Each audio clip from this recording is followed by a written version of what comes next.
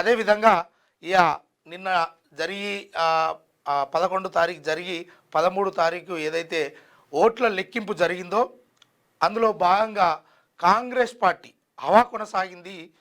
రాష్ట్ర వ్యాప్తంగా దాదాపుగా అన్ని మున్సిపాలిటీలలో మ్యాక్సిమం 52%కు పైగా సీట్లను కైవసం చేసుకున్నటువంటి కాంగ్రెస్ పార్టీ దాని హోరులోనే ఇంకా ప్రజలు మునిగిపోయి ఉన్నారు. ఇంకా ఆ ఆ బండి ఏదైతే కాంగ్రెస్ బండి ఉందో ఆ బండిలలో ఊరేగుకుంటూ కొందరు ఒక్కొక్క చోట ఒక్కొక్క మాట మాట్లాడుతూ ఉన్నారు. ఏదేమైనప్పటికీ ప్రజలు ఇచ్చినటువంటి తీర్పును 100% గౌరవించాల్సిందే. కాబట్టి దానిలో భాగంగా కేటీఆర్ గారు కూడా మాట్లాడుతూ దాదాపుగా కాంగ్రెస్ ఇంకెక్కువ గెలిచేది ఉండే, కానీ కాంగ్రెస్ మీద వ్యతిరేకత ఉందని ప్రజలకు ఇప్పటికైనా వాస్తవాలు చెప్పండి, ఇట్లా అబద్ధాలు చేరవేయకండి అని చెప్పేసి అటు డిప్యూటీ సీఎం అదేవిధంగా పొంగులేటి శ్రీనివాస్ గారు చెప్తా ఉన్నారు.